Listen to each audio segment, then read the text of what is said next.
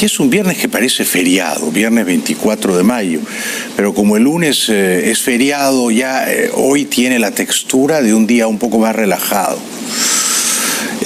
Son las 9:00 de la noche aquí en Miami, nos están viendo en directo en Estados Unidos, en Puerto Rico, y después ya nos ven donde quieran vernos, ¿no?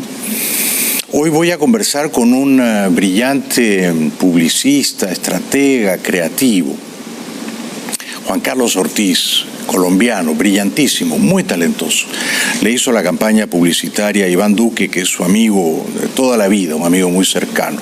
O sea que me interesa mucho hablar con Juan Carlos Ortiz, que había estado en el programa, pero hace como 6 o 7 años. El programa de hoy va dedicado con mucho cariño a, téngame paciencia, porfa, Jorge Olivas, Desiree Lozano, Gonzalo Urrutia, Alex y Nora Croce. También a Brunilda Marrero, que ha venido con todas sus flores desde Puerto Rico. Me ha mostrado un libro que yo le firmé en la librería mágica de Río Piedras y mi dedicatoria era Brunilda, cásate conmigo. Esa es mi letra. Isabel Colona, a Silvia y Shirley Pérez, que están en Orlando, a doña Rosa de Lama, que está en Perú, y por supuesto a las lindas hermanas Claudia y Tita Calmet y a su bella, guapísima madre Norma. Gracias por venir desde Perú. Bueno, vamos a contaminarnos un poco con el mundo apasionante de la política, que no por apasionante deja de ser menos tóxico, ¿no? El presidente Trump, yo creo que cuando llega el fin de semana es un hombre feliz porque se va a su mansión, a su castillo de Mar-a-Lago en Palm Beach. Y ahí ya es más que presidente, ahí yo creo que él es un emperador vitalicio, ¿no? Y ejerce su poder de un modo levemente despótico, y esto lo hace tan feliz. Pero antes de bajar a Palm Beach, y bajo presión de sus asesores militares, los militares siempre quieren ir a la guerra. Téngase en cuenta que desde chiquitos han soñado con eso y luego los han adiestrado para ir a la guerra, se han entrenado para ir a la guerra, están siempre haciendo ejercicios, calentamientos para ir a la guerra. Entonces, si no van a la guerra, sus vidas han sido frustradas. Y estos militares susurran en el oído de Trump, cosquillean su ego imperial y le dicen, vámonos a la guerra. ¿Dónde? En el Medio Oriente, que es donde siempre hubo guerra. Pero Trump tiene un instinto muy poderoso que ya expresó en la campaña presidencial de no irse a la guerra. No, él no es como Putin. Trump no quiere irse a la guerra. Así que ha condescendido muy renuente a enviar 1.500 soldados a Medio Oriente para tratar de atemperar al estado más hostil allí, que es Irán. Queremos tener protección. En Medio Oriente vamos a enviar una cantidad relativamente pequeña de tropas, más bien preventivas, y algunas personas muy talentosas están yendo a Medio Oriente justo ahora. Y veremos qué pasa. Serán unas 1.500 personas. Soldados, ¿no? 1.500 soldados, además de misiles, sistemas de misiles y portaaviones, simplemente como una forma de prevenir o intimidar al Estado teocrático y terrorista de Irán. Me parece bien, me parecería mucho mejor que Trump estuviera menos preocupado por Irán que por Venezuela. Me encantaría que estuviera alistando las tropas para ir a liberar Venezuela. Me parece que lo que ocurre en Medio Oriente, por supuesto, le concierne a los Estados Unidos, pero lo que ocurre en América le atañe de una manera más urgente, más quemante, ¿no? Trump, por otra parte, suele disfrutar, creo que disfruta de estos rifirrafes verbales, ¿no? De estas refriegas y escaramuzas feroces, de bajar al lodo y enfangarse y decirse cosas tremendas. Esto es más latinoamericano, ¿no? Él y la señora Pelosi, que es la presidenta de la Cámara de Representantes, ¿no? Una antigua, veterana representante por California que acaba de cumplir 79 años, pero que los escamotea muy bien. Hay que ver la magia que hacen las cremas en estos tiempos y el aceite de marihuana. ¿Qué no se han dicho estos días Trump y Pelosi? Básicamente Trump dice que ella está loca y ella dice que él está loco.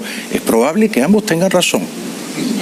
She's a mess. At an event to announce billions of aid to farmers hurt by his tariffs, President Trump escalated his war of words with House Speaker Nancy Pelosi. She's not the same person. She's lost it. He claimed she just doesn't understand the issues. They sort of feel she's disintegrating before the rush. And he defended his own mental fitness. I'm an extremely stable genius. Pelosi fired back on Twitter, saying, quote, "When the extremely stable genius starts acting more presidential, I'll be happy to work with him on infrastructure, trade, and other issues." Bueno, yo la verdad es que a veces disfruto del sentido de humor de Trump porque es un humor ácido, ¿no? Que él se describa como un genio extremadamente estable es una pieza de humor, ¿no? Porque creo que no es ninguna de las tres cosas, ni genio, ni estable, ni extremadamente nada. Bueno, en Londres ha renunciado pesarosamente la señora Theresa May. La verdad es que los ingleses son una cosa muy admirable, ¿no? Todo lo hacen con un alto sentido del honor o del decoro. Esta señora parece una bibliotecaria o una maestra de escuela, ¿no? Circunspecta y austera con las palabras y grave ante la responsabilidad, ¿no? Siente la majestad del poder, ¿no? Qué distintos son los ingleses, ¿no? La primera ministra británica, Theresa May, terminó aceptando su derrota con el Brexit y anunció el viernes su renuncia. He hecho todo lo que puedo para convencer a los miembros del Parlamento de respaldar el acuerdo. Lamentablemente no lo he logrado. Lo intenté 3 veces. Creo que era correcto perseverar, incluso cuando las posibilidades de fracasar parecían altas. Pero ahora me parece claro que lo mejor para el país es que un nuevo primer ministro lidere ese esfuerzo. Bueno, estaba ahí en un callejón sin salida, ¿no? En el Brexit los británicos votaron al 52%, o sea, una apretada mayoría, a favor de irse del todo de la Unión Europea. No quieren, no se sienten europeos, nunca quisieron el euro, sabiamente preservaron la libra esterlina, y yo los entiendo, ¿no? Pero claro, lo que ha ocurrido es que la señora May ha tratado de torcer o cambiar la voluntad de esa mayoría, ¿no? Ella quería quedarse en Europa. Y esos esfuerzos denodados y quizá encomiables de la señora May lo que han provocado en el Partido Conservador es una fuga todavía más a la derecha, ¿no? A un líder ultranacionalista como es Farage, que se opone de una manera mucho más severa a cualquier vínculo, nexo con Europa. Entonces, esa sangría de votos a la derecha del Partido Conservador pone en una tesitura seria a quien reemplace a la señora May. Según todas las encuestas va a ser, y ojalá así sea, yo lo adoro, el 2 veces alcalde de Londres y ex canciller y un poco payaso y bufón Boris Johnson. Este es un tremendo personaje, ya lo vamos a ir conociendo juntos pronto, pero es un tremendo, delicioso personaje, tan inglés, ¿no? Tan inglés. Pero fíjense cómo la señora May se despide del poder, ¿no? Con qué gesto, no digo teatral, sino más bien profundamente honesto y humano, deja el poder. De hecho, se va a ir el 7 de julio, antes va a recibir a Trump, que va a estar, el 7 de junio, me parece, 7 de junio se va, y antes recibe a Trump, que va a pasar por Londres. I will shortly leave the job that it has been the honor of my life to hold. The second female Prime Minister, but certainly not the last. I do so with no ill will, but with enormous and enduring gratitude to have had the opportunity to serve the country I love. Admirable, ¿no? Admirable, conmovedor, ¿no? Hay tantas cosas que podemos aprender de los ingleses, ¿no? Esa pequeña islita en el Mar del Norte que alguna vez fue un imperio, ¿no? Que alguna vez gobernó el mundo, o casi todo el mundo, ¿no? Bueno, yo tengo una devoción por los ingleses, quizá está en mis genes, ¿no? Mis antepasados, tanto paternos como maternos, venían de unos pueblitos cercanos a Londres. Mis abuelos, yo no sé qué fueron a hacer a Perú esos ingleses, ¿eh? ¿Por qué? ¿De qué escaparon? de qué deudas huían o de qué mujeres fugaban. Lo cierto es que esos británicos improbablemente llegaron a las costas del Perú, se afincaron ahí, prosperaron más o menos, pero sobre todo cultivaron el noble hábito del alcohol, de la bebida espirituosa.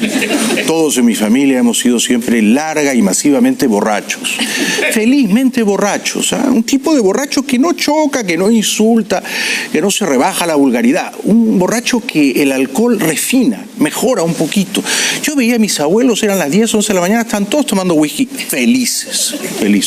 O sea que esa es la cercanía afectiva que tengo a todo lo inglés. Bueno, Trump se ha encargado de romper o congelar la luna de miel que Obama inauguró con Cuba. ¿Será esto bueno o malo? Yo no lo tengo tan claro. La visita a Cuba en 2016 del entonces presidente de Estados Unidos, Barack Obama, fue comparada con el momento de la caída del muro de Berlín. Parecía que Washington y La Habana habían pasado página a su historia desencadenada durante la Guerra Fría. Pero bajo el mandato del presidente Trump, las sanciones se están volviendo. Washington ha promulgado una normativa latente conocida como el Título 3 de la Ley Helms-Burton. Permite que cualquiera cuya propiedad haya sido nacionalizada tras la Revolución Cubana pueda demandar a individuos o empresas que se han beneficiado de sus antiguos bienes. Lamentablemente, la exportación más prominente de Cuba en estos días no son los puros ni el ron. Es la opresión. La distensión con el régimen ha fracasado. Acosar a los dictadores cubanos siempre será un antecedente en el largo historial de defensa de los derechos humanos de esta gran nación.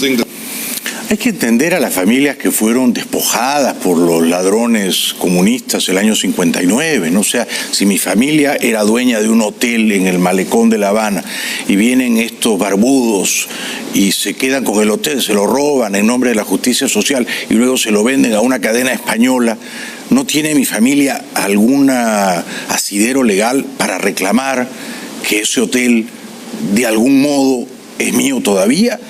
¿O debería volver a ser mío? Yo creo que sí, ¿verdad? Bueno, el magnate mexicano Carlos Slim, que es uno de los hombres más ricos del mundo, como ustedes bien saben, qué pena que los hombres más ricos nunca se interesan demasiado por la política, ¿no? A mí me encantaría que los grandes magnates tuvieran una pasión por la política y por el servicio público. Porque en realidad los políticos casi nunca nos mejoran la vida, nos lo prometen. Vota por mí, te voy a mejorar la vida. ¿Nos la mejoran? No nos la mejoran. Quizá bajan un poquito los impuestos, no se nota. Quizá construyen una escuela, un hospital, ya estamos viejos para ir a la escuela y a ese hospital no vamos a ir porque aspiramos a ir a uno mejor. ¿No es cierto? Nos prometen que vamos a ir al Mundial de Fútbol, tampoco nos eliminan. Entonces, ¿de qué manera el político nos cambia la vida? De ninguna. Solo retóricamente. Quienes nos cambian la vida son los inventores, o sea, los empresarios más audaces, ¿no es cierto? El que inventa el celular y el que luego inventa que el celular toma fotos y que el celular puede tener 1 millón de canciones. Esos nos cambian la vida. El que inventa que ya no tienes que ir a la tienda viene a ti, entonces viene la ropa en caja, los zapatos en caja, te pruebas todo, si no te gusta lo devuelves. El que inventa Uber, esa gente nos cambia la vida, ¿no es cierto? Y esa es la gente, creo yo, que tiene más aptitudes para tomar las decisiones correctas en el poder. Pero a menudo esa gente se espanta del poder. Y Carlos Slim le presta un consejo a López Obrador. Ojalá López Obrador le prestara oído, ¿no? Porque yo presiento que si alguien de esos dos sabe cómo crear riqueza, no es precisamente López Obrador. El magnate mexicano Carlos Slim dijo el jueves que el gobierno del izquierdista Andrés Manuel López Obrador requiere de mucha más inversión privada que sus predecesores. Argumentó que esto se debe a la caída en los ingresos petroleros que favorecieron a anteriores administraciones. En la época del presidente Calderón entraron de recursos de petróleo 460,000 millones de dólares. Con el gobierno del presidente Peña entraron 300,000. Con el de Zedillo 109,000. Con el de este presidente está muy abajo porque la producción de petróleo, por dar un ejemplo, se ha caído a la mitad. Yo lo conocí a Slim en una convención o algo así, ¿no? En Panamá, en Ciudad de Panamá. algo que había organizado Shakira, la fundación de Shakira. Me acerqué a saludarlo, pero yo estaba vestido todo de negro y me dio el ticket y me dijo, me trae la camioneta, por favor. Me confundió con el hombre del ballet parking, así que no alcancé a intimar con él. El New York Times, ¿qué hacemos con el New York Times? Yo no puedo dejar de leerlo, estoy suscrito a él. Lo leo en papel, lo leo en digital, pero a veces es irritantemente de izquierda, ¿no? Sobre todo cuando se ocupa de América Latina, porque sus corresponsales para América Latina, y algunos de ellos los conozco, están un poquito sesgados, ¿no? Sesgados. Entonces, por ejemplo, ahora han acusado al ejército de Colombia de haber dado instrucciones para matar a un montón de gente, para duplicar el número de sospechosos, culposos, culpables, matarlos, ya no uno sino dos por si acaso, y acusan de esto a Nicasio Martínez, el jefe del ejército colombiano. Entonces luego el ejército colombiano sale a defenderse, el gobierno de Duque sale a decir no hay tal cosa, pero ya claro queda el aire viciado, enrarecido. Ese es el titular del editorial de New York Times que se publicó en las últimas horas, donde aseguran que al menos 3.000 guerrilleros han regresado a las armas. Millones de colombianos que vivían en territorios controlados por la guerrilla todavía esperan la llegada de carreteras, escuelas y electricidad. El New York Times también respondió a la carta enviada por el gobierno colombiano tras el artículo publicado el pasado fin de semana que dice que supuestas órdenes del ejército eran de duplicar los resultados operacionales. El New York Times asegura que citó dichas líneas de las directrices emitidas por el general Nicasio Martínez. Bueno, yo creo que es un disparate que el New York Times acuse a un hombre tan probadamente pacífico y prudente como Iván Duque de estar atizando el fuego de la violencia o de estar boicoteando deliberadamente la paz en Colombia. Que no haya paz en Colombia, que todavía haya terroristas armados, no es culpa de Duque. En todo caso, es un fracaso de Santos, ¿no? Que haya 3.000 terroristas armados de las FARC o del ELN que sigan perpetrando crímenes horrendos, no es culpa de Duque. Y Duque está haciendo un esfuerzo gigantesco para mejorar los acuerdos de paz, pero es un demócrata. Entonces tiene que hacer las cosas con arreglo a ley. Y si no tiene mayoría en el Senado y en representantes, entonces su margen de maniobra es muy constreñido. A veces uno le pide al presidente que decida como si fuera un autócrata, pero si el presidente es un demócrata, no puede hacer lo que le sale alegremente del forro, ¿no? A mí me encantaría que los acuerdos de paz se dieran de baja por completo. Eso es lo que a mí me gustaría. Y que los terroristas de las FARC todos fueran juzgados, y no por un tribunal especial, circunstancial, no, por una justicia ordinaria, la justicia de la verdad. Ahora, si eso no es posible, porque Santos lo ha dejado todo atado de una manera satánica, pérfida, ¿qué puede hacer el presidente Duque, no? Desde el gobierno de Duque le piden al New York Times un poquito más de rigor y de prolijidad. Invitación a una entidad tan prestigiosa como el New York Times es que honre su prestigio, que se tome el trabajo de venir, que mire las cifras, que los lea. De hecho, los resultados los tenemos públicos en español y en inglés, así que debería ser fácil para ellos llegar a las verdaderas conclusiones. Muy bien dicho, ¿no? Bueno, en un momentito voy a conversar con Juan Carlos Ortiz, un brillantísimo publicista, estratega creativo colombiano, afincado aquí en Miami. No se lo pierdan. También les recuerdo que el sábado 15 de junio a las 7 de la tarde voy a estar en la Feria del Libro de Madrid, que se celebra en el Parque del Retiro, un lugar muy bonito, firmando ejemplares de esta novelita en clave de humor que he publicado no hace mucho con Alfaguara, Pecho Frío. Si están por allá y quieren que nos encontremos y nos hagamos fotos o lo que fuera, allí los espero. Y por último, antes de la primera pausa, les recuerdo que mi restaurante favorito aquí en la ciudad, pues mucha gente viene aquí al estudio y no vive en Miami, están de visita, entonces yo los animo a que vayan a La Fontana. La Fontana es un restaurante espléndido, tiene platos exquisitos. Tiene un plato en mi honor, el lomito a la Bailey. Yo no sé, yo no lo he comido, pero me dicen que es rico, que vale la pena. Y el ambiente es acogedor, los precios no son excesivos. Recomiendo mucho La Fontana. La Fontana. Bueno, aquí estamos saliendo en vivo y en directo. Es uno de los últimos viernes de mayo. Se avecina el verano aquí en Miami, ¿no? El verano opresivo, sofocante. Y ha venido mucha gente aquí al estudio. Gracias a todos por acompañarnos. Antes de conversar con Juan Carlos Ortiz, que por cierto va a estar en Cannes, en un festival importante de Cannes con el presidente colombiano, su amigo Iván Duque, quiero compartir con ustedes algunos videos provenientes de Venezuela. Esto siempre es un poco pernicioso, hace daño a la salud, pero es mi obligación. Tengo para mí la sospecha, no digo la teoría, la sospecha, de que la persona que ocupa el cargo más elevado del poder prefiere rodearse de personas que no desafíen su inteligencia, que no le hagan sombra. Entonces, si esa persona es un poco tonta, busca a tontos más tontos que él, ¿no? Que ella, esa persona. Esto es lo que pasa con Maduro. Ya encontrar en Venezuela a una criatura más estúpida que Maduro es difícil, ¿no? Hay que buscar bastante. Pero él lo consigue. Y entonces por eso nombra como jefe de los militares a Padrino. Padrino claramente es un sujeto lastrado, ¿no? Por una imbecilidad que yo creo que es antigua, genética, de muchas generaciones. Entonces Padrino, que ahora además tiene que demostrarle a Maduro algo imposible, o sea, que le es leal y que lo quiere, porque Inspector es todo lo contrario, y hasta hace muy poquito estaba conspirando para sacarlo y quedarse él como presidente de la transición, si no será envanecido este general ignorante. Padrino habla, siempre tiene un comercio áspero y guerrillero con las palabras, no digamos ya con la razón. No se puede esperar nada mínimamente ingenioso de este generalote, ¿no? Es un generalote vacío de honor y sobre todo de inventiva, ¿no? Es una suerte de bolsa clap con alimentos descompuestos, ¿no?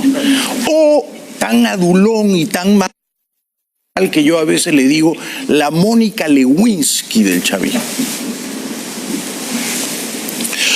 Líneas fundamentales en nuestro último encuentro. La estabilidad política.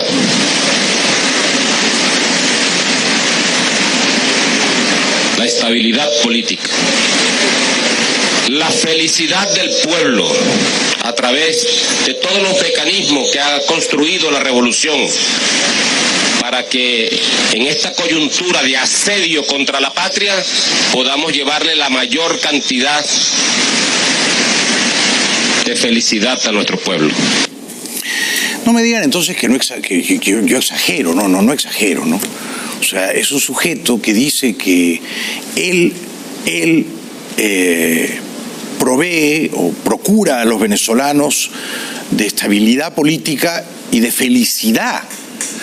Bueno, yo creo que si hay un país, no en América, sino en el mundo, que está hundido en una crisis de profunda inestabilidad y de inconmensurable, o sea, no se puede medir, desdicha, ese país es Venezuela, ¿no? El otro día el New York Times decía que del año 75 para acá ninguna economía del mundo ha sufrido una recesión tan severa como la venezolana. Entonces es un insulto que este tarado de Padrino diga que los venezolanos son felices. ¿De veras, Padrino? ¿Usted cree que los venezolanos son felices? Porque es difícil de creer que la gente se va caminando de Venezuela a Chile cuando es feliz en Venezuela, ¿no es cierto?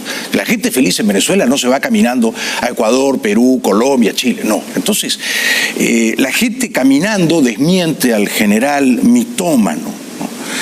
Luego, Maduro pone a marchar a Padrino y a todos esos generalotes obesos, ventrudos, corruptos, ¿no? En esta marcha de la lealtad de los componentes de la Fuerza Armada Nacional Bolivariana, en compañía del almirante en jefe Remigio Ceballos Ichazo, comandante estratégico operacional, mayores generales y almirantes, pero además acompañado de más de 3.450 combatientes entrenados y adiestrados en unión cívico-militar, efectivos militares de todas las unidades acantonadas de la zona de defensa integral correspondiente al estado Guárico. Menuda marcha esa, ¿eh? Mete miedo, ¿no? Intimida. Uno dice, este puñado de valientes en estupenda forma atlética, con ellos no podemos meternos, ¿no? nos van a ganar de todas maneras. Meten miedo estos muchachos, malos muchachos, de mala entraña, generales chavistas. Bueno, y entonces luego aparece Maduro. Maduro siempre se aparece, ¿no? Nadie quiere que se aparezca, pero él nos inflige su perfil estalinista, su bigote cantinero y su verbo guerrillero, y entonces se va a la guerra. Y Maduro decide que lo que necesita Venezuela en este momento no es libertad, no es libertad, tampoco es comida, tampoco son medicinas. Venezuela necesita ametralladoras, Esta es la urgencia más desesperada. Y él se va a ocupar de que se fabriquen las ametralladoras en Venezuela. Al ciudadano Nicolás Maduro Moro, presidente de la República Bolivariana de Venezuela, comandante en jefe de la Fuerza Armada Nacional Bolivariana, autorizar recursos en divisas por un monto de 6.833.385 euros para la activación del proyecto creación de la línea de producción de la subametralladora Caribe calibre 9.19 milímetros en la Gerencia General de Metalmecánica de Maracay. Aprobado de inmediato, cúmplase, avance. Habrá que ver qué resulta de esa subametralladora Caribe, fabricada en Venezuela. Va a ser un arma letal, tecnología punta, ¿no? Qué miedo, Padrino con la subametralladora Caribe. Yo me imagino que Bolton y Pompeo, cuando ven estas cosas, se quedan helados. Los recorre un escalofrío, un ramalazo de pavor. Y dicen, bueno, no, con Maduro no vamos a poder. Pero es un escándalo. Además de esos 6 millones de euros, yo imagino que 5 millones se los roban Padrino y sus paniaguados, ¿no? Y con el resto van a hacer la ametralladora. Guaidó, sin exagerar, hace un diagnóstico bastante certero de la salud mental del dictador. Que no hay dinero para comida, para medicina, pero decir en la misma locución, en la misma cadena, que están aprobando millones de euros para armas y uniformes, es lo menos estar disociado. Por no decir cinismo, por no decir mentira, por no decir muchas otras acepciones que pudiera tener. Pero en el mejor de los casos, Maduro estaba disociado, o el que le escribe los discursos, o sea, lo quiere dejar en ridículo ante la comunidad internacional, ante los venezolanos, a él mismo, en la misma oración, en la misma cadena, desmentirse. Tiene un buen punto el presidente constitucional Guaidó. Maduro está disociado. ¿De qué está disociado? Bueno, de la razón, del sentido común, ¿no? No digamos ya de la libertad, porque hay dictaduras, la China, por ejemplo, que pueden estar disociadas de la libertad y los derechos humanos, pero que son racionales, profesionales para conducir la economía o la política exterior, y entonces lustro tras lustro, década tras década, la calidad de los chinos mejora. Y entonces los chinos quisieran ser totalmente libres, pero se contentan con ser parcialmente libres porque ese gobierno que les recorta las libertades les mejora la calidad de vida. Lo que parece una paradoja, ¿no? Pero en Venezuela te quitan las libertades, te quitan la comida, te quitan las medicinas, te quitan todo. Entonces te convierten en un guiñapo, ya no eres un ciudadano, eres un zombie. Entonces tiene razón. Ahora, el problema con Maduro es que está disociado de todo aquello, pero está asociado a algo. ¿Y a qué está asociado él? Bueno, a la mafia, a la criminalidad, ¿no? A los zampones de La Habana, al dictador Putin, a todos los enemigos de la libertad, ¿no? A ellos está asociado, con ellos se apandilla, se confabula, ¿no? Pero Guaidó al menos es muy lúcido en ver las cosas con nitidez. Maduro ayer se desmiente, el régimen se desmiente en la misma cadena. O sea, no hacía falta responder hoy para hacer obvio que tienen millones de dólares, de euros, en este caso, para armas, uniformes militares, evidentemente, entonces, ¿por qué no utilizan en comida o en el sistema de salud venezolano que destruyeron? Porque Misión Barrio Adentro no existe, así le celebren y le piquen la torta de 16 años, lo cual no existe. Lilian Tintori se ha molestado conmigo y me ha hecho llegar un mensaje según el cual no es verdad que Leopoldo López le pidió al presidente Guaidó que enviase 3 delegados a Oslo, Noruega, y que no es verdad que Guaidó era renuente a enviar esos delegados, pero lo hizo para complacer a su jefe y mentor, Leopoldo López. Bueno, yo respeto la versión de Lilian Tintori, yo la quiero mucho, la admiro profundamente, admiro a un héroe por la libertad en Venezuela que es Leopoldo López. Sin embargo, confío en mis fuentes. Y mis fuentes me dicen que así son las cosas. Que el canciller socialista español Borrell virtualmente le exigió por teléfono a López, que está refugiado en la Embajada Española en Caracas, que fuesen a un diálogo en Noruega. López llamó a Guaidó, Guaidó fue a la embajada, López le pidió a Guaidó que enviase unos delegados a Noruega. Guaidó dijo, pero esto va contra lo que yo he prometido, yo he dicho que no al diálogo, bueno, que dialoguen no con los representantes de Maduro, que dialoguen con la Cancillería noruega. Bueno, en fin. Pero cumplo con dar la versión de Lilian, ¿no? Mi versión es una distinta.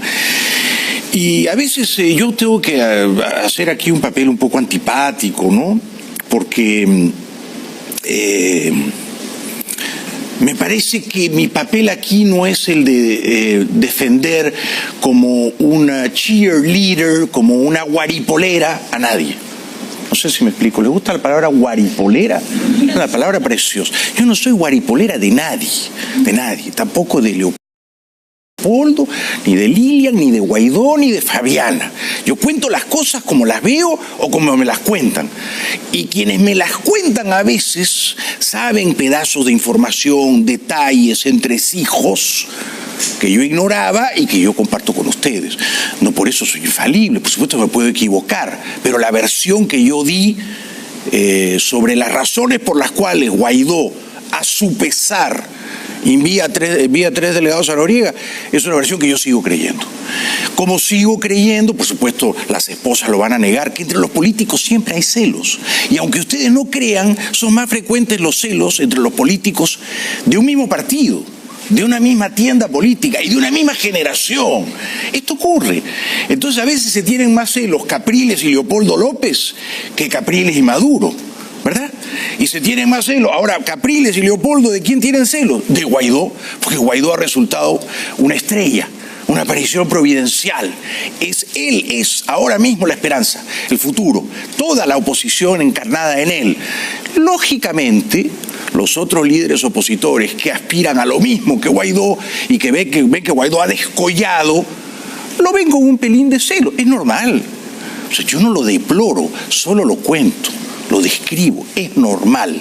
Los celos generalmente aparecen más poderosos entre personas que comparten un oficio, entre personas que comparten. Es raro que un dentista le tenga celos a un abogado.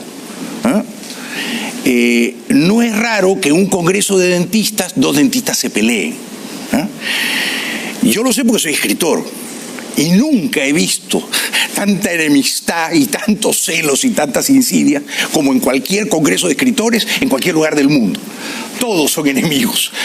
Lo camuflan, lo encubren, pero es así, ¿no es cierto?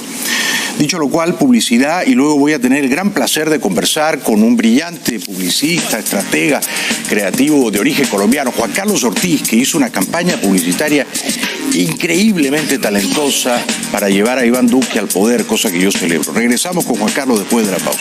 Ya volvemos. Nos visita esta noche un gran estratega y creativo publicitario colombiano, Juan Carlos Ortiz, que ha hecho muchísimas campañas de enorme éxito, entre ellas la campaña publicitaria que llevó a Iván Duque a la presidencia de Colombia. Un aplauso para Juan Carlos Ortiz, por favor. Muchas gracias.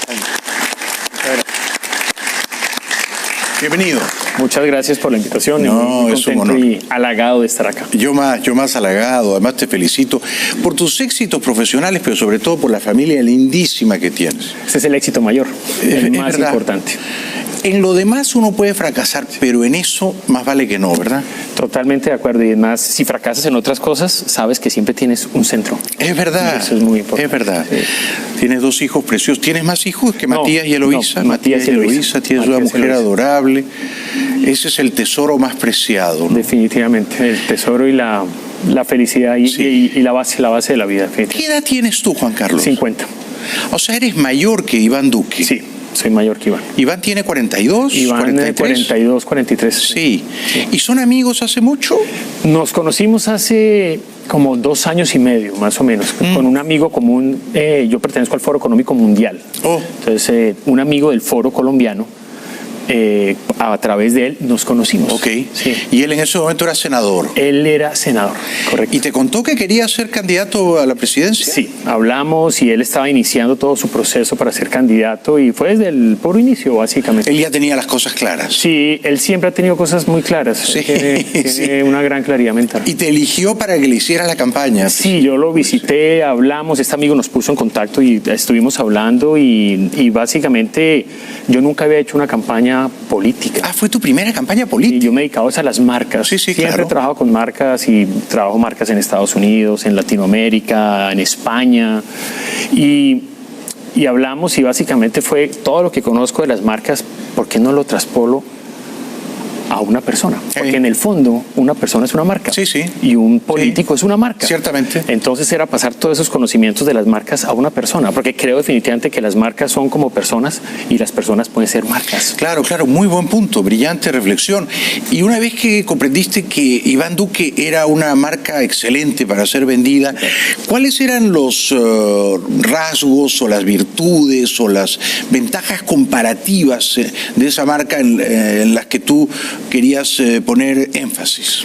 Primero, lo más importante en el mundo del marketing es lo siguiente, y es: tú puedes hacer lo que sea o no hacer lo que sea, pero si no tienes un buen producto, nunca va a pasar nada. Sí, correcto. Entonces, lo primero era sentir y conocer y saber que hay un buen producto. Y es un buen producto. Es un buen producto. Un excelente producto. Es un muy buen producto porque, por 2 razones. Es una persona muy preparada, es muy inteligente, pero lo más importante es un ser humano increíble. Es una gran persona. Es una gran persona. Coincido contigo. Y cuando uno encuentra una gran persona, pues lo otro lo construyes. Sí. Y esa parte es definitiva. ¿Y qué fue lo otro? Digamos, a mí desde el comienzo me gustó Iván Duque porque yo decía, este es un uribista, pero no es un uribista veterano, es un uribista joven. Y no es un uribista recalcitrante o fogoso, es un uribista moderado, compasivo, sensible, culto. Entonces me parecía un uribista moderno. Mira, yo lo denomino a él como una versión de un político 2.0. ¿Por qué? Porque es una persona joven, primero, y al ser una persona joven y la sensibilidad que tiene, indudablemente es una persona que tiene una capacidad de abordar la política desde una perspectiva como un gran orador y poder entender, por ejemplo, el tema de las ideas, el tema digital, de lo que estamos viendo hoy como la gran revolución digital del planeta. Sí, el tema del medio ambiente. Él entiende ese tema y cómo expandir y conectarlo con las personas. Cierto. Entonces, si tú analizas normalmente, muchos de los políticos tienden a tener una manera tradicional y clásica de hacer las cosas, pero estamos viendo una revolución industrial, el mundo cambió y él de alguna forma tiene esa capacidad. Sí.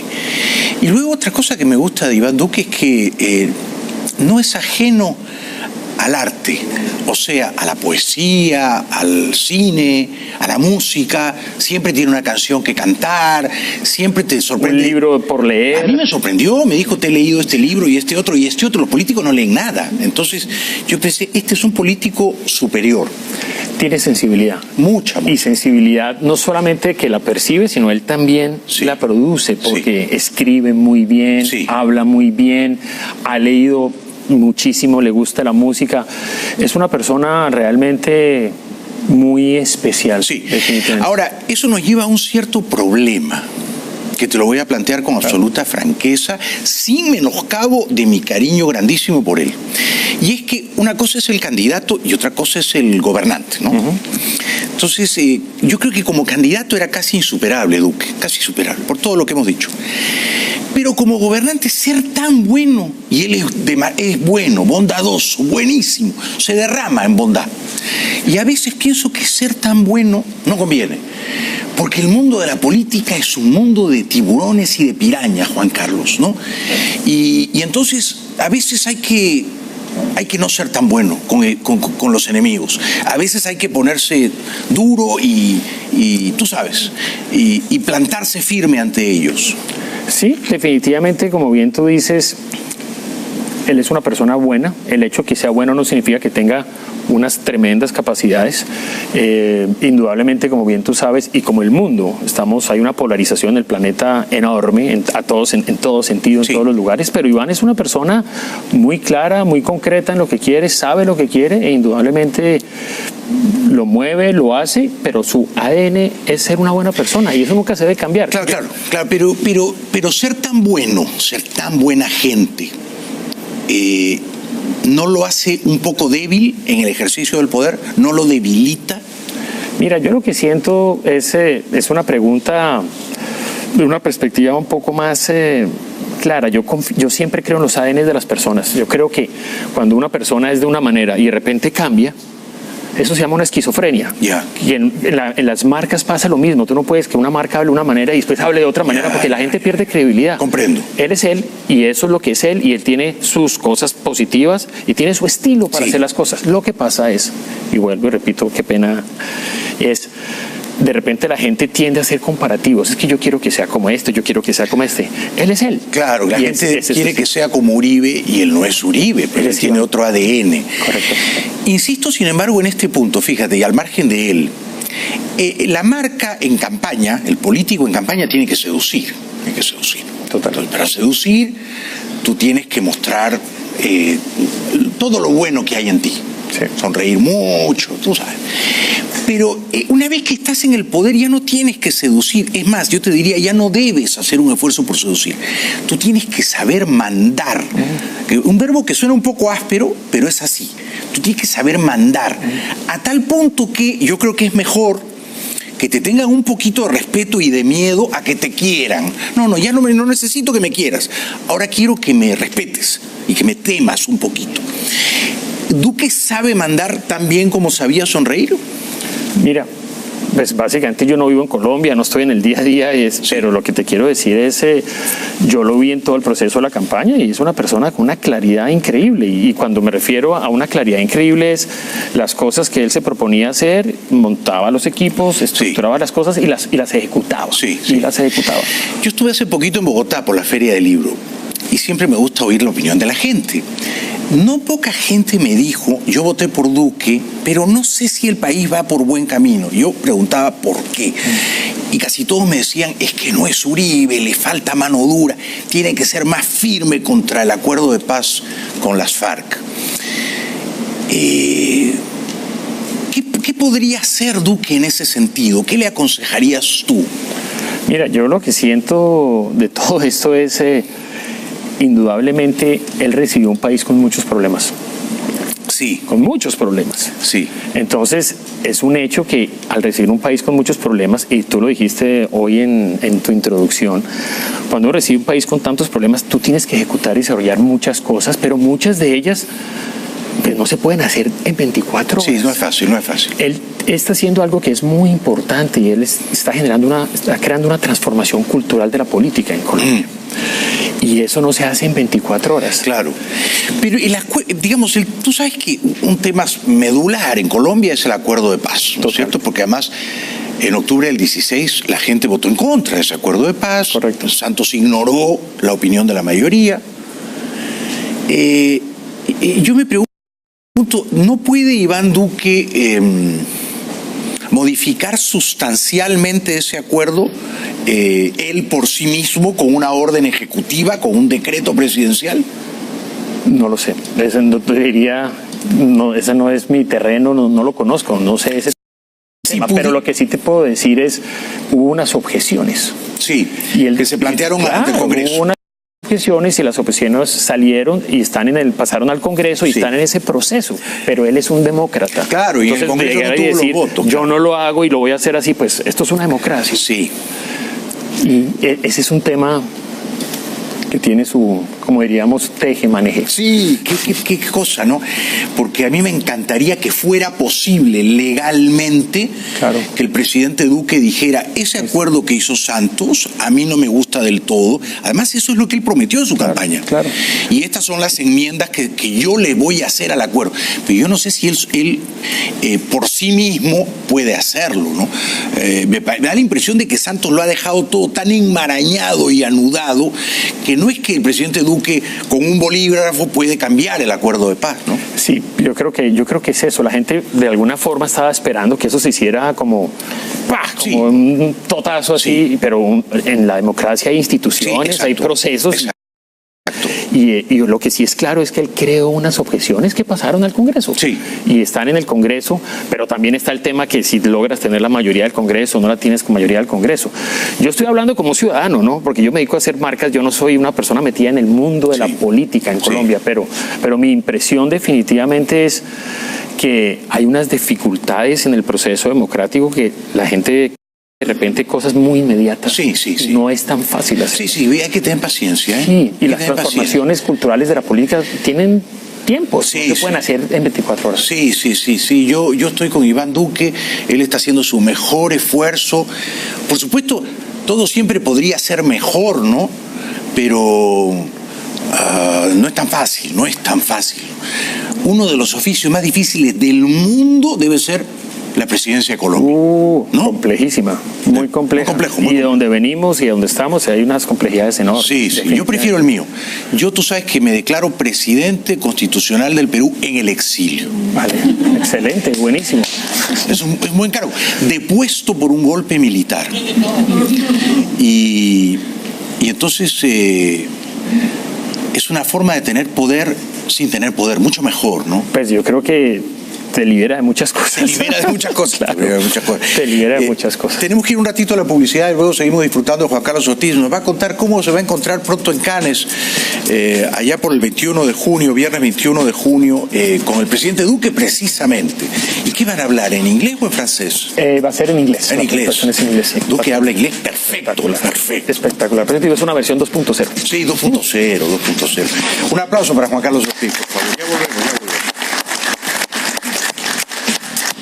Ortiz. Juan Carlos es un brillantísimo publicista colombiano que ha triunfado globalmente, ¿no? Que ha hecho campañas publicitarias para marcas muy prestigiosas, de hamburguesas, ha trabajado con McDonald's o de automóviles, Volkswagen y un largo etcétera. Pero también le hizo la campaña publicitaria a Iván Duque. A ver, déjame hacerte algunas preguntas así de curiosidad simple, ¿no? ¿Cómo ves el drama de Venezuela? ¿Tú crees que hay una salida más o menos pronto? Mira, ese tema de Venezuela es un tema que definitivamente toca muchas personas por fuera de Venezuela. Sí, exacto. Es un drama ya que ha superado una geografía, es un drama cultural y espiritual.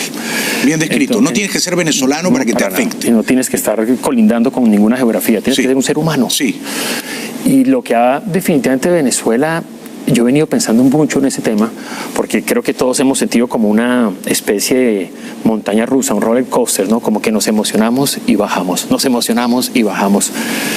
Pero definitivamente sí han pasado cosas muy importantes. Sí. Lo que ha pasado con Guaidó es enorme. Sí. No tiene un comparativo con lo que venía antes. Entonces hay luz de esperanza. ¿Es una buena marca Guaidó? Sí, definitivamente. Es una marca noble. Es una marca noble. Se vende bien. Hay producto en Guaidó. Sí, Guaidó definitivamente tiene fuerza, tiene brillo, tiene magia, tiene aura. Sí. Y eso es importantísimo. Sí. Más allá de eso, pues uno empieza a pensar, bueno, primero vino todo este cerco diplomático y todo lo que está pasando, pero la gran pregunta que viene acá es un cerco tan fuerte como el que se está gestando, ¿hasta dónde puede presionar para que definitivamente se desmorone y haya una salida? Sí. Pero es una pregunta que uno no sabe si es una semana, 6 meses, un año. Nadie sabe la respuesta definitiva porque la respuesta está en permanente evolución. Todos los días. Cambia cada día y entonces Maduro puede caer mañana como puede caer en 3 años. Correcto. Yo tengo la impresión de que el cerco diplomático no alcanza, no es suficiente. Pero también entiendo que ciertos países de la región se nieguen a usar la violencia. Lo entiendo. Ahora, hay que tener cuidado. Tú recordarás el gran tema publicitario de la ayuda humanitaria. Claro. La ayuda humanitaria.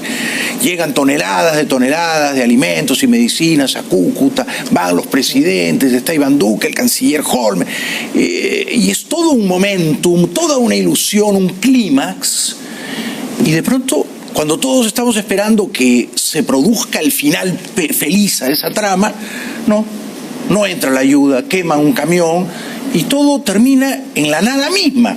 O sea, De acuerdo. Eso no fue bien manejado. Lo que pasa es que estábamos todos esperando como en las películas, un final feliz. Sí. Y terminamos en un continuará. Y dice, pero ¿un continuará? No hubo final. No, pero además nos habían prometido el final feliz. Sí, claro. Habíamos visto el tráiler de final feliz. Sí. Y hubo concierto incluso. Correcto. Hubo concierto. Correcto. Entonces, si hay concierto, tú dices al día siguiente, tú vas a entrar. Claro. Entonces, emocionalmente el pico baja. O sea, hay una especie como de decepción, llamémoslo así. ¿Eso fue mal manejado desde el punto de vista publicitario? Yo te diría que de repente, o sea, se generó como una gran noticia para atraer la atención a ese punto. Eso no estuvo mal. Lo que estuvo, pues no puedo decir mal porque es injusto decirlo, porque hubo una intención. Sí, una buena intención. Una muy buena intención, pero hubo realmente, fue cómo logramos poner la atención del mundo acá, y eso se logró. Pero es que esa presión no fue suficiente para... Ese fue el error de cálculo. La atención del mundo estuvo volcada, pero el error de cálculo fue pensar que todo eso era suficiente para quebrar la lealtad militar a Maduro. Correcto. Entonces, que el 23 de febrero los militares iban a abandonar a Maduro e iban a permitir la entrada. Correcto. Ese fue un error de cálculo. Total. Y tú, digamos, ¿crees que...? Sí. Hay marcas que son exitosas y marcas que fracasan. Sí. Si no, sería fácil, porque todas las marcas serían iguales. Sí. Y cada marca tiene su magia especial. Maduro, yo te diría que es como se ha convertido en una especie casi de antimarca. Sí. Pero es un hecho que tiene una capacidad de que todas las cosas que dice no pasan desapercibidas. Sí.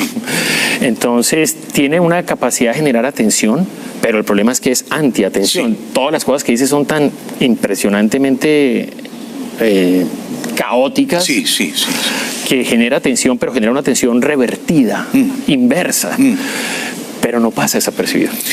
Pero en unas elecciones libres, en cualquier país del mundo, un individuo como él raramente podría ganar. Pues yo te digo, o sea, si hubiera una elección normal, pues obviamente no saca 10%. Nunca va a ganar, indudablemente. O sea, es una marca muy difícil de vender. Es una antimarca porque su antimarca es el dictador sin alma.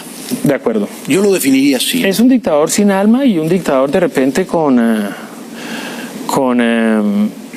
yo te diría, sí, no tiene alma, no tiene corazón, pero a la vez tiene como una capacidad de transmitir ignorancia, que todo es aterrador, como una persona así puede estar gobernando un país. Sí. Pero es tremendo, es tremendo. Esa es la gran reflexión. Cómo esas personas, las menos aptas, están gobernando un país y el daño que le han hecho. No, es tremendo. Ahora, te voy a hacer una pregunta que a mí me atormenta, porque me parece que tú eres un hombre muy inteligente. Yo me considero una persona sensible. O sea, yo voy al cine y lloro. Lloro como una señora. Yo escribo... O como un señor. Lloras, claro, todos lloramos. Como un señor, muy bien dicho. Yo escribo poesía, escribo novelas, persigo el arte obsesivamente, la belleza que es el arte, la perfección que es el arte. Bueno, dicho eso, pienso, sin embargo, que a veces, para defender a la libertad, hay que usar la fuerza. Y usar la fuerza a veces es ir a la guerra. E ir a la guerra a veces es que mueran los malos, pero no todos los que mueren son malos. ¿Cierto? Entonces me encuentro yo en esa rara postura, ¿no? Yo creo que soy una persona más o menos buena, o más o menos sensible, ¿no? Sensible al arte, qué sé yo. Pero en el tema de Venezuela, tú me ves aquí en esta tribuna y yo noche a noche lo que hago es decir, esto solo se va a arreglar usando la fuerza militar, un poder de fuego superior al de la dictadura venezolana, adiestrada por los espías cubanos. Simplemente hay que usar la fuerza en nombre de la libertad. ¿Tú ves ahí una contradicción o algo que yo deba preocuparme? No, en lo más mínimo. Yo creo que hay un propósito. Y el propósito es muy claro y es que estos personajes salgan y dejen de hacer lo que están haciendo. Y cuando hay un propósito, pues hay cosas que se hacen en pro de un propósito. Sí. Una marca siempre tiene un propósito. Sí. Los propósitos hacen que las personas sigan las marcas. No es por una marca, a ti no, una marca no la vas a vender porque a alguien le guste tu producto porque tiene más sal o menos sal. Eso cualquiera lo iguala en 2 días. Sí. Las marcas las siguen las personas cuando ven que tiene un propósito con el cual tú conectas emocionalmente. Un propósito. Claro. Y acabas de hablar de algo muy tema y se necesita un propósito para llegar a eso. Sí.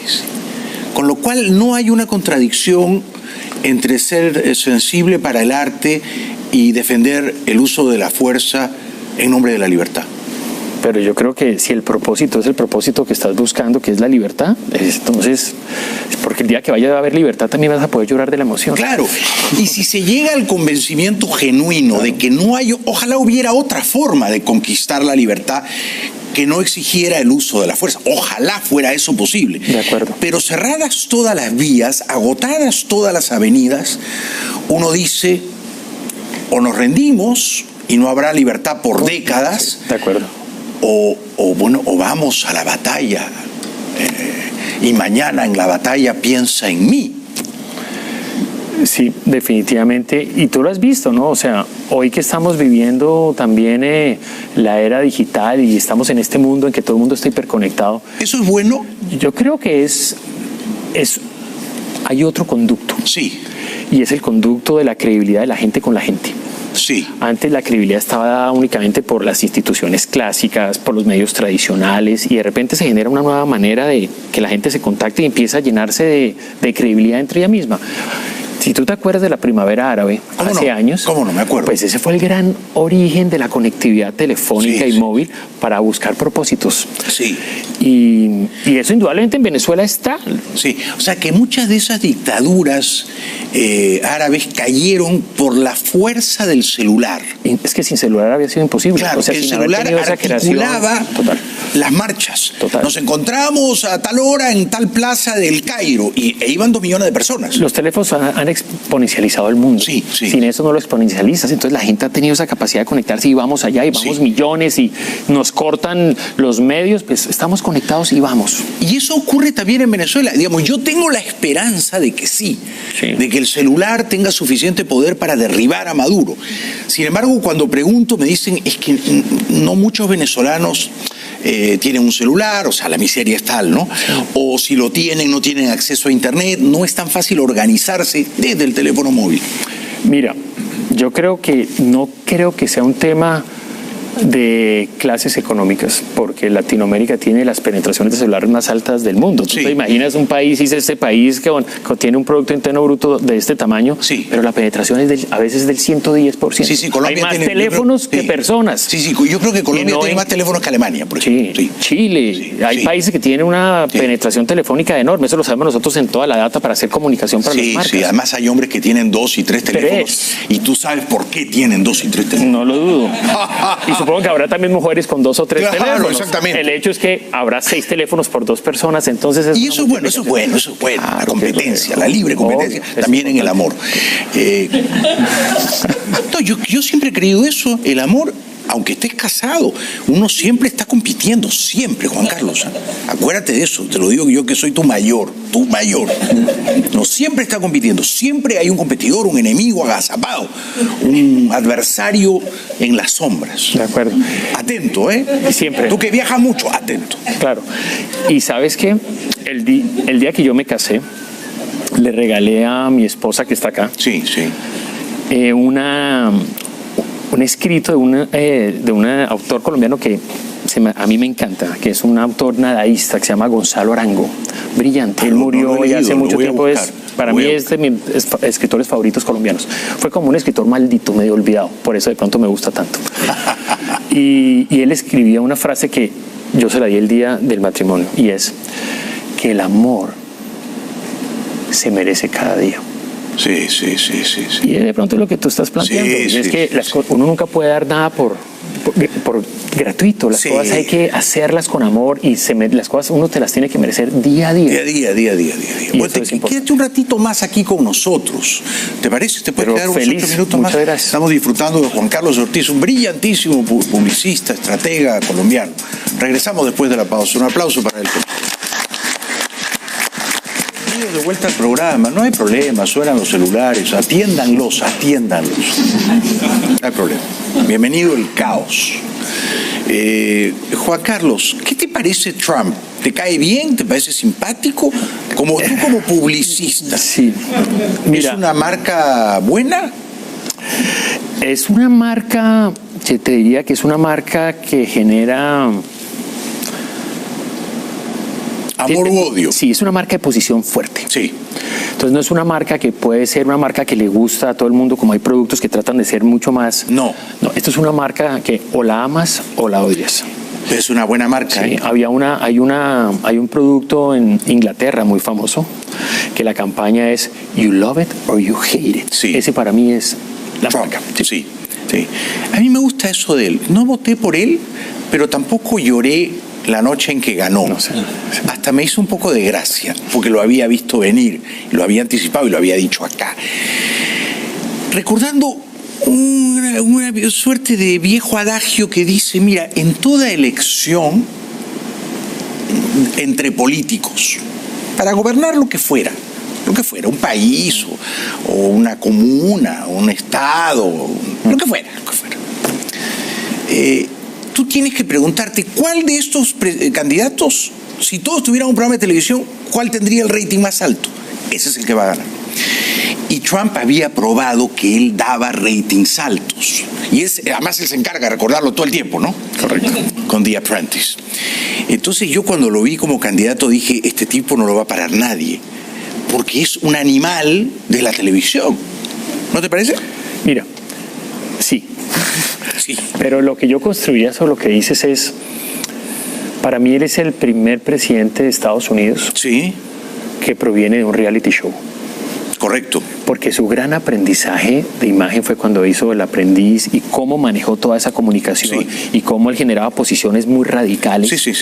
Y eso no pasa desapercibido. Pero él es un producto de las emociones. De las emociones. Total, no de la razón. Y ahí es donde te das cuenta que en política triunfa la emoción. Triunfa la emoción. No triunfa la razón. Con él triunfó la emoción. Total. Él no es un líder racional. No. De hecho, él no es un intelectual. Pero es que el mundo ya no es racional, el mundo es emocional. ¿De qué manera el mundo es ahora más emocional que racional? ¿Por qué? ¿Qué lo ha cambiado? ¿La tecnología? Claro, te voy a dar un ejemplo. Sí. Como tú dijiste que no podíamos usar teléfonos, si no yo haría el ejercicio con mi teléfono. Mentiras, pero la historia es la siguiente. Todo lo que está pasando en el mundo ahorita con lo que fue esta revolución digital, de esta revolución industrial que estamos viendo, la famosa cuarta revolución industrial, ha planteado algo muy sencillo y es, imagínate esto, todos crecimos y esta es la forma como las marcas se accionaban antes. Todos estábamos convencidos que primero la gente pensaba, me gusta por esto y por esto, luego sentía y después hacía, compro, busco, conecto, elegía.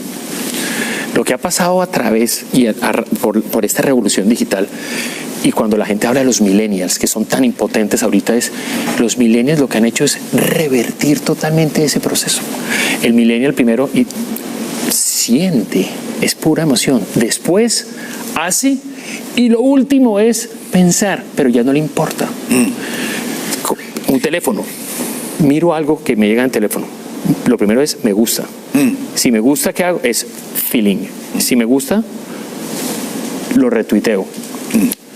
Doing, hacer. Y después digo, ¿qué hice? Pero ya claro, piensas al final, no al comienzo. Es el final de la línea. Y lo que define todo es el sentimiento, la pasión, la emoción. Es la emoción. Y Trump es un gran azuzador de eso, es un gran atizador de las emociones. Total. Juega con las emociones. Total. ¿No? Total. Yo te diría que es un maestro de es un gran manipulador de las emociones. Impresionante. Maestro. Sabe cómo hacerlo. Absolutamente. Yo lo veía en la campaña cuando él espoleaba a la gente a gritar Hillary a la cárcel, Hillary a la cárcel, Hillary a la cárcel y todo, una locura. Eso es jugar con la emoción. Total, ¿no? Absolutamente. Un maestro de las emociones. Apelar a la emoción más bárbara en uno, ¿no? Que es, y algo que es muy importante que hemos visto también en este proceso de la comunicación y el marketing es, hoy, yo lo llamo, me tomé las palabras de Descartes que decía, pienso, luego existo. Yo lo que creo, el mantra, lo que está pasando hoy es comparto, luego existo. Comparto. Luego existo. Porque las cosas que no se comparten no existen. Es verdad.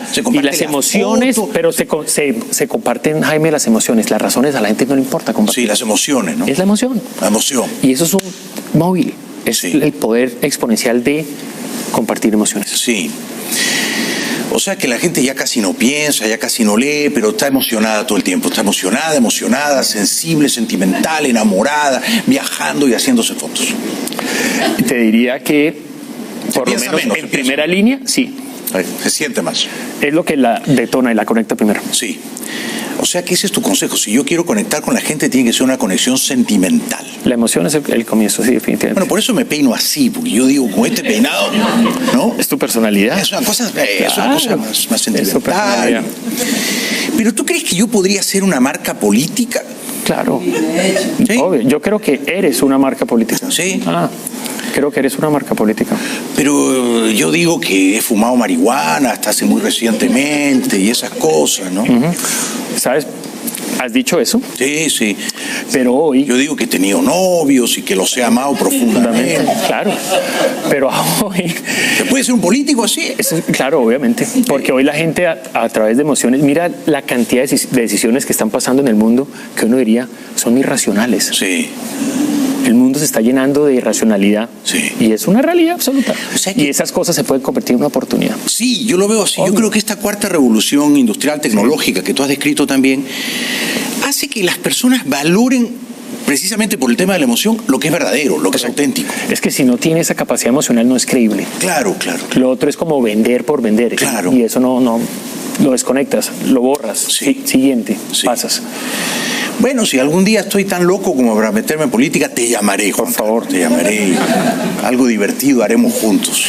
Desde tu exilio, como dices, desde tu presidencia al exilio a tu presidencia. Claro, geográfica. Ese es el tema. El tema es que para gobernar el Perú tienes que vivir en el Perú. De acuerdo. Eso ya es un tema, ¿no? Y luego está el tema de la nacionalidad de Estados Unidos. Me dicen, no, tú quieres hacer política en el Perú, renuncia a tu... No voy a renunciar al pasaporte, lo que me ha costado a mí el pasaporte azul. No me lo quites así tan rápido. No lo renuncies. Tú me entiendes, ¿no? Obviamente. Bueno, te felicito por tu mujer, por tus hijos. He visto cómo te han aplaudido con cariño. Muchas gracias. Te he envidiado. Me alegra eso y me pone feliz. Yo no los pude ver, pero me alegra que te aplaudieron con cariño, sí. Te agradezco. Si yo algún día les dijera a mis dos hijas que viven en Nueva York, bueno, Zoe vive conmigo, que tiene 8 años, que vengan aquí al público, ¿tú crees que vendría? Me dirían, papá, yo no me voy a aburrir viéndote. O sea que larga vida al amor familiar. Muchas gracias, larga vida. ¿Te vas contento? Muy feliz, muchas gracias por Pero vas a estar más feliz si nos cuentas de cortos. Cuéntanos. Hace unos años escribí el libro, y además vine a tu programa a hablar de este libro. A hablar de ese libro, lo tengo. Porque este libro fue algo, me toca viajar mucho. ¿Lo escribiste en aviones? En un avión, y todo es de mi teléfono. En el telefonito. 100%, se llama Cortos, 100% escritos del teléfono y siempre volando a 30,000 pies de altura. Me demoré 3 años haciéndolo y no me dio túnel carpiano, o sea, sobreviví a eso. Y después, definitivamente, el éxito, el libro por suerte fue muy exitoso, se agotó, vino una nueva edición, pero como tengo una mente inquieta, dije, no, la nueva edición no puede ser otra edición más. Tengo que dar un valor agregado. Entonces, en vez de lanzar una nueva edición de cortos, lancé con un medio libro nuevo y lancé una cosa que se llama Cortos y Medio.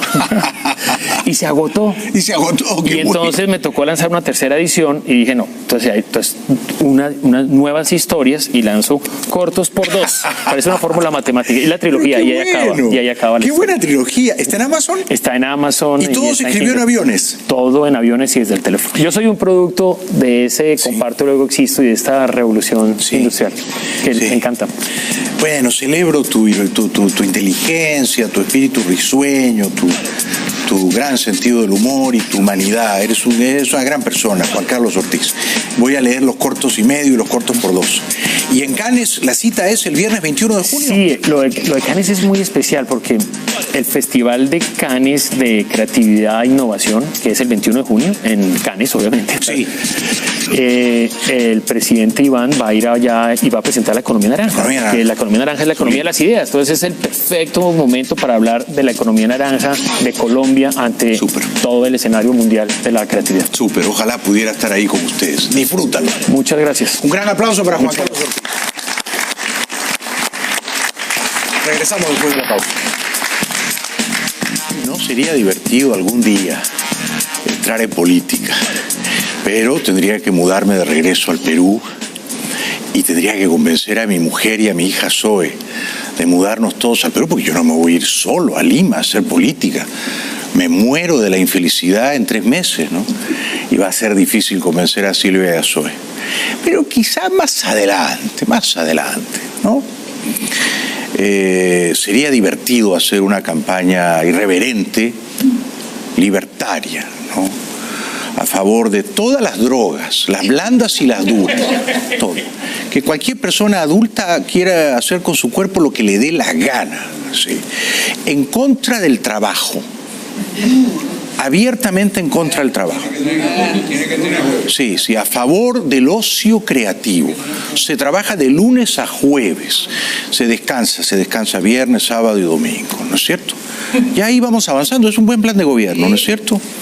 En contra de los impuestos, hay que bajar todos los impuestos, todos, no hay que meterle a la gente la mano al bolsillo. Bueno, ya estamos gobernando, regresamos después de la pausa. De tanta gente linda, de tantos lugares distintos. A Marvin y a Lucas, su hijo, gracias por estar aquí. A las hermanas Calmet y a su mamá tan linda.